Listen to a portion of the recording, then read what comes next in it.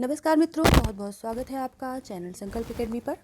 आज के इस वीडियो सेशन में हम नाटक के ऊपर जो कल क्वेश्चन कराए गए हैं उनके ही आगे बढ़ेंगे, उसी क्रम में आगे चलेंगे। 25 क्वेश्चन कल हुए थे इसी नाटक के टॉपिक से और आज उसी के आगे के क्वेश्चन को हम लेंगे।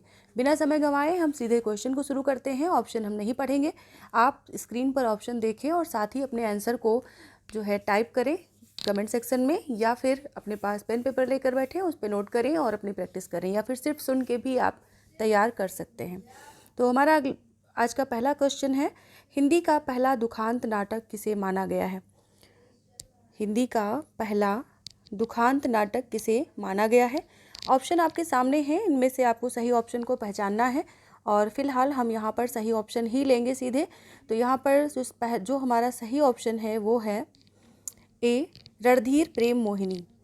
रणधीर प्रेम मोहिनी को हिंदी का पहला दुखांत नाटक माना गया है। आपको इनके लेखक को बताना है। रणधीर प्रेम मोहिनी के लेखक कौन है इसे कमेंट सेक्शन में ज़रूर टाइप करें। अभी देख रहे हैं तो अभी करें, अगर बाद में देख रहे हैं तो भी आप बाद में कमेंट सेक्शन में इसको लिख सकते हैं। आगे के क्वेश्चन में हो सकता है इसके लेखक भी हमें सामने से दिख जाए, लेकिन फिर भी अभी हम थोड़ा समय ज़रूर यहाँ पर लेंगे। अगला है क्वेश्चन, विशस्य विषमौषधम नाटक की विषय वस्तु क्या है? इसके ऑप्शन पढ़ने पड़ेंगे। देसी नरेशों की दुर्दशा, विदेशी आक्रांताओं का वर्णन, भारतीय विद्वानों की दुर्दशा, इनमें से कोई नहीं। विशस्य विषमौषधम किसका नाटक है? आपने बहुत अच्छे से पढ़ा होगा इसको और जानते हैं भारतेंदु युग का बहुत ही प्रसिद्ध नाटक है विशस्य विषमौषधम। तो भारतेंदु हरिश्चंद्र के द्वारा लिखा गया है। इसमें किस वर्ड विषय को रखा गया है? कल भी मैंने बताया था कि जब भी आप नाटक पढ़ें तो उसके वर्ड विषय को जरूर ध्यान में रखें, क्योंकि ज़्यादातर प्रश्न जो बनते हैं वो वर्ड विषय के इसी प्रकार के क्रमानुसार बनते हैं कि इनमें से कौन सी विषय वस्तु है, या कभी कभी ऐसा भी होता है कि इनमें से कौन सी विषय वस्तु नहीं है, यानी कि रिलेटेड उससे दे देते हैं क्वेश्चन। तो इस तरह से आपको यहाँ पर ध्यान रखना होगा। तो इसमें क्या है? इसमें है ए ऑप्शन, देसी नरेशों की दुर्दशा। विशस्य विषमौषधम नाटक में इन्होंने भारतेंदु जी ने इसे विषय वस्तु बनाया है। अगला प्रश्न है, भारतेंदु का प्रथम नाटक कौन सा है? भारतेंदु के द्वारा लिखा गया प्रथम नाटक कौन सा है? तो यहाँ पर नहुस दिया गया है, तो इसको देख कर ही बहुत उतावलेपन में आंसर करने की ज़रूरत नहीं है। परीक्षा में यही गलतियाँ हमसे छोटी छोटी हो जाती हैं कि हमने देखा और पूरा क्वेश्चन हमने ठीक से नहीं पढ़ा। फिलहाल यहाँ पर भारतेंदु का प्रथम नाटक पूछा जा रहा है, तो सही ऑप्शन होगा इसमें विद्या सुंदर, बी ऑप्शन विद्या सुंदर, जो कि बंगला के विद्या सुंदर का अनुवाद है। विद्या सुंदर जो बंगला नाटक है कल मैंने बताया था इसके बारे में। विद्यासागर नाटक का अनुवाद है, जो कि यतीन्द्र मोहन ठाकुर का नाटक है बंगला भाषा में। और चौर पंचासिका जो कि चौर कवि का लिखा गया संस्कृत का नाटक है, उसका भी हिंदी अनुवाद है विद्या सुंदर। तो अभी क्योंकि इसमें कोई अनुदित या मौलिक नहीं लिखा हुआ है, सिर्फ प्रथम नाटक पूछा गया है, तो विद्या सुंदर इसका आंसर होगा। लेकिन अगर यहाँ पर मौलिक नाटक हो जाता तो उसका उत्तर बदल जाता। अगला प्रश्न है, भारतेंदु का अंतिम नाटक कौन सा है? प्रथम नाटक हो गया विद्या सुंदर और अंतिम नाटक इनमें से कौन सा है ये बताना है आपको। तो अंतिम नाटक इसमें है सती प्रताप, ऑप्शन डी।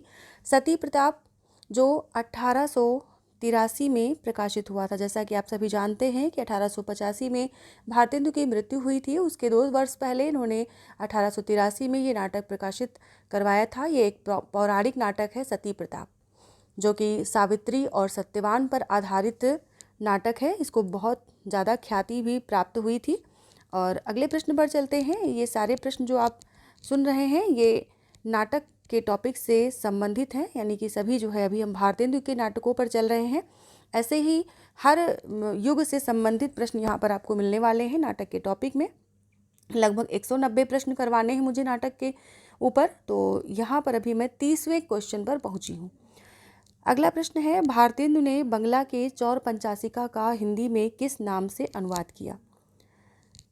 तो सही ऑप्शन है सी, विद्या सुंदर। इसको 2 प्रश्नों में बता चुकी हूँ मैं। तो विद्या सुंदर है, जिसे कि जो चौर पंचासिका नाटक है यहाँ पर बंगला का नहीं होना चाहिए, बल्कि यहाँ पर संस्कृत का होना चाहिए, क्योंकि बंगला का जो नाटक था वो था विद्यासागर, और जो कि यतीन्द्र मोहन ठाकुर का था। और चौर कवि का चौर पंचासिका जो कि संस्कृत का नाटक था, जिसका कि हिंदी अनुवाद है विद्या सुंदर। अगला प्रश्न है, विलियम शेक्सपियर के अंग्रेजी नाटक मर्चेंट ऑफ वेनिस का भारतेंदु ने किस नाम से अनुवाद किया? अंग्रेजी नाटक मर्चेंट ऑफ वेनिस, इसका हिंदी अनुवाद पूछा जाता है, और एक तो हिंदी अनुवाद की कौन से नाम से है, दूसरा ये किसका नाटक है, और तीसरा कि हिंदी में इसे किसने अनुदित किया है। तो यहाँ पर 3 प्रश्नों के उत्तर आपको एक में ही मिल जाने वाले हैं, तो ऑप्शन बी यहाँ पर सही है, दुर्लभ बंधु। अगला है प्रश्न, प्रबोध चंद्रोदय का हिंदी अनुवाद इनमें से कौन सा है? प्रबोध चंद्रोदय, इसका हिंदी अनुवाद कौन सा नाटक है? तो इसका जो हिंदी अनुवाद है वो है ऑप्शन डी, पाखंड विडंबन। पाखंड विडंबन संस्कृत नाटक है प्रबोध चंद्रोदय के नाम से, और इसके जो कवि हैं लेखक हैं वो कवि कृष्ण मिश्र हैं, जिन्होंने कि प्रबोध चंद्रोदय नाटक लिखा था संस्कृत में, जिसका कि भारतेंदु हरिश्चंद्र ने पाखंड विडंबन के नाम से हिंदी अनुवाद किया है। अगला प्रश्न है, भारतेंदु ने लक्ष्मण की भूमिका किस नाटक में अभिनीत की? भारतेंदु ने लक्ष्मण की भूमिका किस नाटक में अभिनीत की? तो ये नाटक बहुत चर्चित हुआ था, और इसे मैं बता दूं कि लक्ष्मण की भूमिका निभाने के लिए इन्होंने अपनी मूछ मुड़वाई थी, और हमारे यहाँ मान्यता है कि जिसके पिता जीवित होते हैं उसे अपनी मूछ नहीं मुड़वानी चाहिए, तो लक्ष्मण की भूमिका करने के लिए इन्होंने मूछ मुड़वाई थी।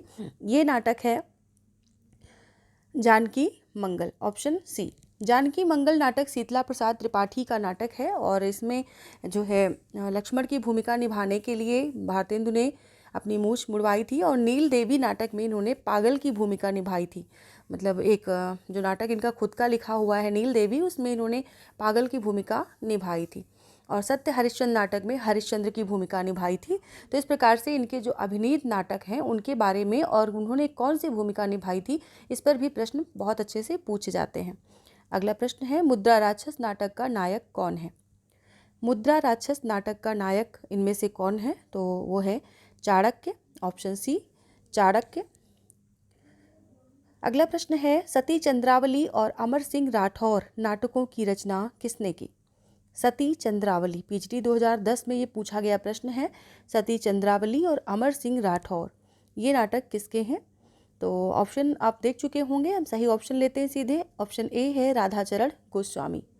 राधाचरण गोस्वामी ने ये नाटक लिखे हैं, सती चंद्रावली और अमर सिंह राठौर। अगला प्रश्न है, हिंदी का प्रथम मौलिक नाटक है, इनमें से हिंदी का प्रथम मौलिक नाटक कौन सा माना जाता है? तो ये यहाँ पर देखिए डॉट डॉट डॉट दिया गया है, निरेखांकित अंश दिया गया है, इनमें एक नाटक इसमें से भरना है। KVS PGT 2015 में ये पूछा गया प्रश्न था। तो इसमें आनंद रघुनंदन, ऑप्शन ए, को प्रथम मौलिक नाटक माना जाता है, और इसमें ये भी प्रश्न पूछा आता है कि आनंद रघुनंदन को प्रथम मौलिक नाटक किसने किसने माना है। तो इस पर अगर चर्चा करें तो आचार्य रामचंद्र शुक्ल और बच्चन सिंह, इन दोनों ने ही आनंद रघुनंदन नाटक को हिंदी का प्रथम मौलिक नाटक माना है। रेल का विकट खेल नाटक के रचनाकार कौन है? रेल का विकट खेल नाटक के रचनाकार हैं इनमें से सही ऑप्शन है ऑप्शन सी बालकृष्ण भट्ट। बालकृष्ण भट्ट ये भारतेंदु के लेखक अभी सभी चल रहे हैं, यानी हम भारतेंदु के नाटकों के बारे में बात कर रहे हैं। अगला प्रश्न है, संयोगिता स्वयंवर नाटक के नाटककार कौन है? संयोगिता स्वयंवर, ऑप्शन सी इसमें सही है, श्रीनिवास दास ने संयोगिता स्वयंवर नाटक लिखा है, श्रीनिवास दास। अगला है, कलिकौतुक रूपक के लेखक हैं, इनमें से कलिकौतुक रूपक के लेखक कौन हैं? तो सही ऑप्शन इसमें है बी, प्रताप नारायण मिश्र। अगला है, भारतेंदुकृत भारत दुर्दशा किस साहित्य रूप का हिस्सा है? भारत दुर्दशा नाटक जो भारतेंदु द्वारा लिखा गया है, ये किस साहित्य रूप का हिस्सा है? तो जैसा कि आप जानते हैं ये सभी नाटक साहित्य हम यहाँ पर पढ़ रहे हैं और विधा पूछी जा रही है, तो कौन सा होगा इसमें से? तो वो है नाटक साहित्य, यानी ऑप्शन बी सही होगा, नाटक साहित्य का हिस्सा है। अगला प्रश्न है, नाट्य शास्त्र के रचयिता कौन है? नाट्य शास्त्र के रचयिता हैं भरत मुनि, ऑप्शन ए, बहुत ज़्यादा पूछा जाने वाला प्रश्न है ये। कौन सा नाटक भारतेंदु का नहीं है? 42वें नंबर का प्रश्न है, कौन सा नाटक भारतेंदु का नहीं है? 2009 PGT में ये पूछा गया प्रश्न है। तो इनमें से कौन सा नहीं है? भारत हरण, वैदिकी हिंसा, हिंसा न भवति, भारत दुर्दशा, अंधेर नगरी। तो जिसमें ऑप्शन ए भारत हरण, ये वाला भारतेंदु का लिखा नाटक नहीं है। तो ये किसका लिखा नाटक है आप कमेंट करके ज़रूर बताएं। फिलहाल हम बता दें आपको कि इसके पहले मैंने पूछा था कि आनंद रघुनंदन नहीं सॉरी रणधीर प्रेम मोहिनी जो हिंदी का प्रथम दुखांत नाटक माना जाता है उसके लेखक कौन हैं, तो उसके लेखक हैं श्रीनिवास दास, जिनको लाला श्रीनिवास दास भी बोलते हैं। रणधीर प्रेम मोहिनी उनका लिखा गया नाटक है। और भारत हरण के जो नाटककार हैं वो हैं देवकी नंदन त्रिपाठी। भारत हरण देवकी नंदन त्रिपाठी। अगला प्रश्न है भारतेंदु का इनमें से कौन सा नाटक मौलिक है। रत्नावली, विशस्य विषमौसधम, विद्यासुंदर, मुद्रा राक्षस, इनमें से कौन सा नाटक भारतेंदु के द्वारा लिखा गया मौलिक नाटक है, ये बताना है। क्योंकि आप जानते हैं भारतेंदु ने मौलिक और अनूदित दोनों प्रकार के नाटकों की रचना की है। तो यहाँ पर इसमें से कौन सा नाटक इनका मौलिक नाटक है। ऑप्शन बी सही है, विशस्य विषमौसधम, ये इनका मौलिक नाटक है। रत्नावली, विद्यासुंदर, मुद्रा राक्षस, ये सभी इनके संस्कृत भाषा से अनुदित नाटक हैं हिंदी में। अगला प्रश्न है इनमें से किसने सर्वाधिक ऐतिहासिक नाटक लिखे हैं। ऑप्शन देख लीजिए, इनमें से कौन सा सही होगा। तो सबसे ज़्यादा ऐतिहासिक नाटक इनमें से किसने लिखे हैं, वो है ऑप्शन बी जयशंकर प्रसाद। अगला प्रश्न है जयशंकर प्रसाद के नाटकों का सही क्रम है। इसमें से जयशंकर प्रसाद के नाटकों का सही क्रम कौन सा होगा। ऑप्शन सही से देख लें, अजातशत्रु, स्कंदगुप्त, कामना, विशाख, इनमें से विशाखा लिख गया है, इसको विशाख पढ़ें। तो इनमें से कौन सा नाटकों का क्रम सही है ये बताना है। अजातशत्रु, स्कंदगुप्त, कामना, विशाख, यहाँ पर विशाखा ना पढ़ करके बल्कि विशाख पढ़ें इसको। तो इसमें से सही क्रम कौन सा है।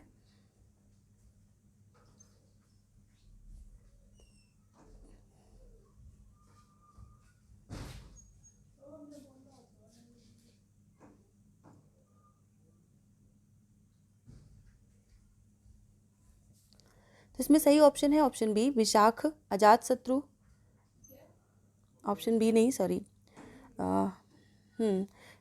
यहाँ पर कामना होना चाहिए था, यहाँ कामना नहीं लिखा गया है, 2 बार विशाख छपा हुआ है। इसको आप अपनी बुक में भी सही कर लें जिसने भी ये बुक खरीदी है।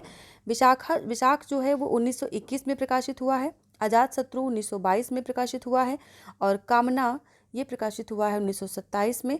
और इसके बाद है स्कंदगुप्त 1928 में प्रकाशित हुआ है। इस प्रकार से दूसरा वाला विकल्प यहाँ सही होगा, लेकिन दूसरे विकल्प में भी विशाख की जगह पर यहाँ पर कामना होना चाहिए।